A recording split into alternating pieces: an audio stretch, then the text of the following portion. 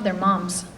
I had a mom that was willing to fight with me in order to fight for me, and was willing to say no and not be my friend for a little while in order to be one of my best friends now. And so I think one of my pieces of advice would be to listen to her, because she really loves you, and it's not easy to tell your daughter that.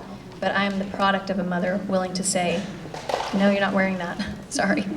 But also, I'm a huge advocate for modesty, and I value the relationship more than the rule as far as communicating that aspect to young girls. But at the same time, modesty has less to do, in my opinion, with your faith than it has to do with confidence in who you are.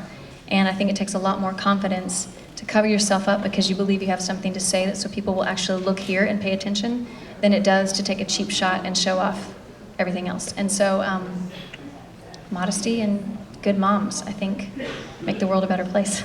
And I hope I'm one of them, but we'll see. My daughter's only 7. Thank you for asking that, though. Anybody else? Is there any other questions? Yes? Tell us about your latest album and how it's a reflection of your life.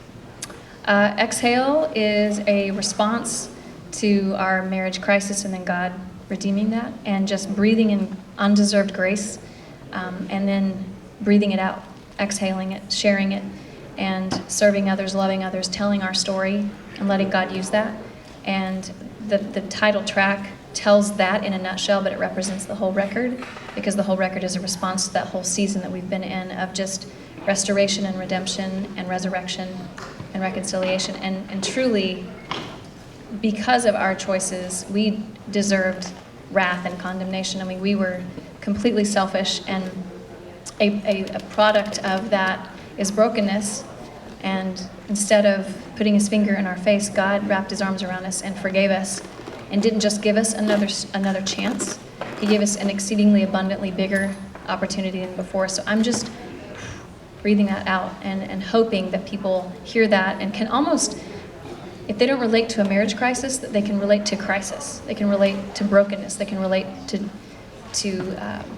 depression, anxiety, pain, heartache, and trusting God with that to do something. And Beth Moore has said it a million times, God wants to take your pain and give it purpose. He didn't cause it.